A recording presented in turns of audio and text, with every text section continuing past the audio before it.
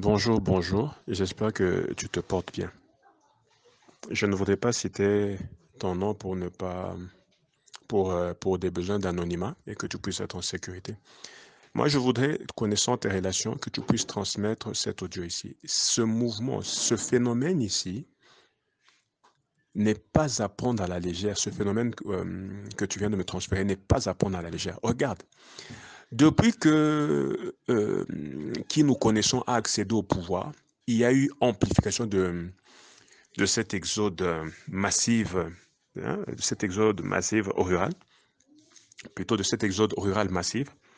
Et regardez, plus l'échéance, plus son délai touche à sa fin, d'autant plus que les différentes provinces du Congo lui ont donné comme année butoir 2022.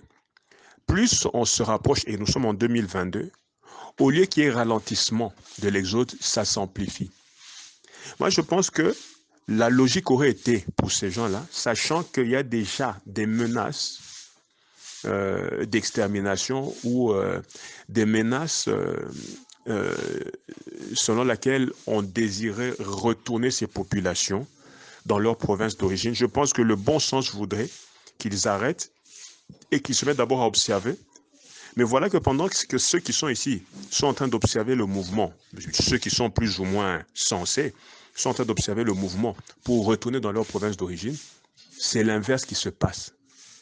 Moi, j'ai ouï dire qu'ils sont en train de venir en masse pour se préparer à annexer le Katanga comme une troisième province et pour venir. Donc, ils sont en train de se constituer en milice et que parmi ceux qui viennent là, parmi cette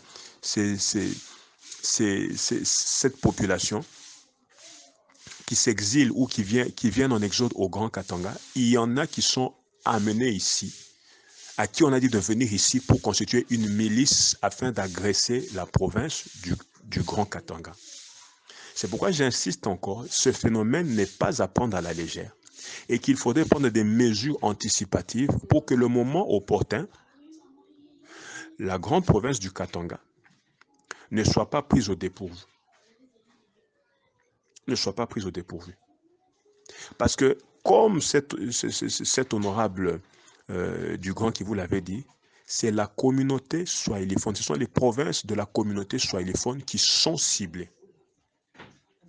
Donc, hii maneno inalazimisha kufungula licho mzuri kabisa kabisa kabisa kabisa. Ce ne sont pas des insensés, hein? Ce ne sont pas des insensés. Ils savent très bien ce qu'ils font. Moi, je me dis qu'il y a un coup bas là. Je me réserve de me prononcer ouvertement, mais il y a un coup bas là, il y a des préparatifs de riposte ou de contre-riposte. Parce qu'ils ont eu vent des préparatifs comment je peux dire, je ne sais pas la formule qui sera adoptée. Est-ce que ce sera une déclaration d'indépendance ou bien un confédéralisme ou un fédéralisme? Je ne sais pas quelle est la formule qui sera optée. Mais ils sont en train de se préparer en conséquence. Parce qu'ils savent qu'ils sont perdants. Ils savent qu'ils n'ont rien à perdre, mais qu'ils ont beaucoup plus à gagner. Et c'est une population qui n'a pas vraiment de gêne. Ce sont des gens osés, sans vergogne, sans humanité, des animaux à l'état natif, à l'état brut, à l'état primitif, euh, presque insensés, parce que ce qui ne peut pas se faire, ils le font sans gêne. Ils avaient dit, lorsque l'actuel président avait pris le pouvoir, que cette fois-ci, nous nous sommes préparés, nous avons les armes et nous sommes plus nombreux que vous et nous allons augmenter en nombre.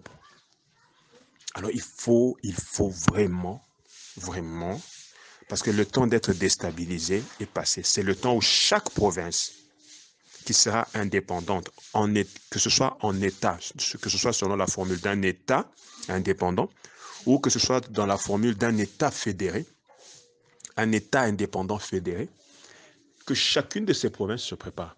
En particulier la province, l'ex-province du Grand Katanga.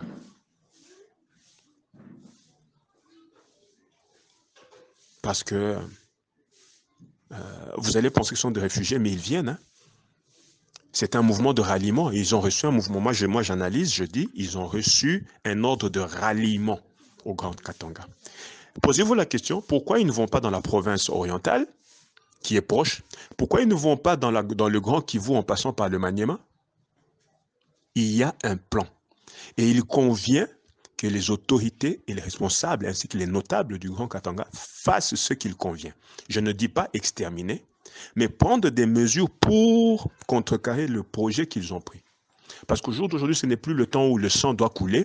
Déjà que la population katangaise est en train d'user de beaucoup de sagesse pour ne pas que ce que le président Fachi espère, donc qu'il y ait un génocide ici pour se justifier, pour ne pas que cette chose arrive là. Je crois que les grands notables du Katanga ont fait un travail, les grandes autorités politiques et les leaders katangais ont fait un grand travail dans ce sens-là. Alors, il ne faudrait pas maintenant qu'ils arrivent à leur échéance. Il est question de les stopper sans qu'il y ait bavure, de contrecarrer ces projets-là. Vous comprenez? C'est vraiment très important. Il faut faire usage de beaucoup de sagesse, beaucoup de perspicacité et surtout beaucoup d'avisement pour contrer de façon habile et sage cette chose qui se passe. Voilà.